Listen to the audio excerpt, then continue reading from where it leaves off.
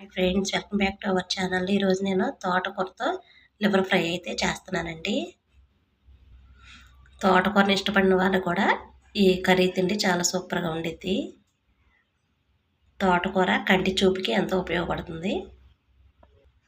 మలబద్ధకాన్ని కూడా నివారిస్తుంది. సూపర్గా అంటే సూపర్గా ఉండిద్ది. స్టార్ట్ చేద్దాం. 6 తోటకూర కట్టలు తీసుకున్నానండి నేను. తోటకూరని ఇలా క్లీన్ చేసేస్తే స్టవ్ మీద పెట్టుకోవాలి. దీనిలో కొంచెం వాటర్ పోసుకుందాం. ఇది కొంచెం ఉడకనివ్వాలండి తోటకూరని. దీనిపైన మూత పెట్టేసుకుందాం.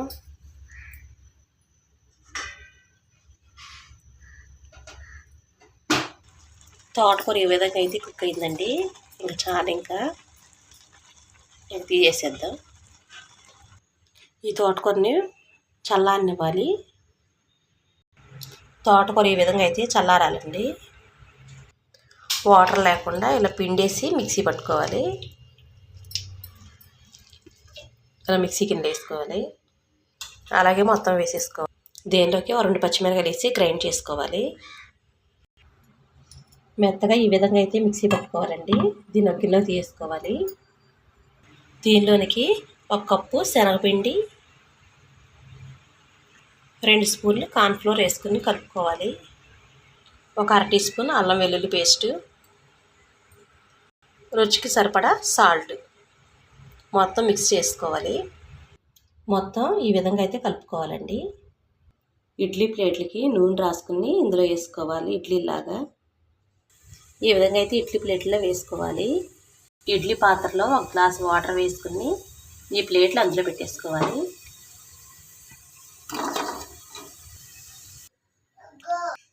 ఉడికినయో లేదో ఇలా చాకు పెట్టి చూసుకోవాలండి. ఇలా అంటుకోలేదండి, చూడండి. ఇవి ఉడికినట్టే. ఇవి తీసి పక్కన పెట్టేసుకోవాలి.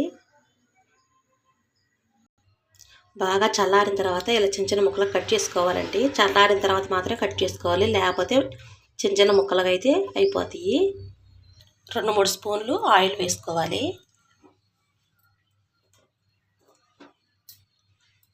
ఈ ముక్కలు వేసుకుని వేయించుకోవాలి. సిమ్లో పెట్టుకుని వేయించుకోవాలి. ఇలా కొంచెం కొంచెం వేసుకుని వేయించుకోవాలండి. దీనిలో ఆయిల్ అయితే ఎక్కువగా పడుతుంది. సిమ్లో పెట్టి వేయించుకోవాలండి. హైలో పెట్టి వేయించుకుంటే ముక్క సరిగ్గా వేగదు. ఈ విధంగా ముక్కలు విరగకుండా ఫ్రై చేసుకోవాలి. దీనిలో 2 స్పూన్లు నూనె వేసుకుని బిర్యానీ ఆకు, మరాఠీ మొగ్గ, దాల్చిన చెక్క, లవంగాలు వేసుకుని వేగనివ్వాలి. దానిలో కట్ చేసి ఉంచిన ఉల్లిపాయలు, 1 పచ్చిమిరపకాయ, కొంచెం కరివేపాకు మొత్తం కలిపేసుకోవాలి. గోల్డ్ కలర్లో వచ్చే వరకు అయితే వేగనివ్వాలండి. ఇది కర్రీ అయితే సూపర్గా ఉండేది. కర్రీలో గ్రేవీ కోసం 2 టమాటాలు, జీడిపప్పులు మిక్సీ పట్టేసుకోవాలి. 4 జీడిపప్పులు వేసుకున్నాం. 1 స్పూన్ అల్లం వెల్లుల్లి పేస్ట్. అల్లం వెల్లుల్లి పేస్ట్ బాగా అయితే వేగనివ్వాలండి. మిక్సీ పట్టి వేసుకున్న టమాటా జ్యూస్ వేసుకుందాం. దీనిలోకి 1/2 టీ స్పూన్ పసుపు, 1 స్పూనున్నర కారం మొత్తాన్ని ఈ విధంగా అయితే కలిపేసుకోవాలి. దీనిలోకి 1 గ్లాస్ వాటర్ పోసుకుందాం. టేస్ట్కి సరిపడా ఉప్పు.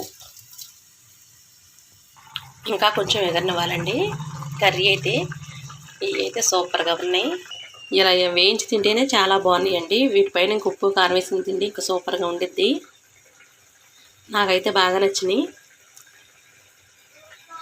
ఇలా కొంచెం జ్యూస్గా ఉండగానే ముక్కలు వేసుకునండి. ఎందుకంటే ముక్కలు కొంచెం జ్యూస్ని లాక్కుంటాయి కాబట్టి ఇలా కొంచెం గ్రేవీగా ఉండి ఈ ముక్కలు వేసుకోవాలి. పైన కొంచెం కొత్తిమీర వేసి సిమ్లో పెట్టేయాలి. దీంట్లో కొంచెం పొడి మసాలా, కొంచెం కొత్తిమీర. నాకైతే బాగా నచ్చిందండి. రెస్టారెంట్ స్టైల్లో ఉంది కర్రీ. చాలా సూపర్గా నచ్చింది. తోటకూర లివర్ కర్రీ అయిపోయిందండి. Thank you.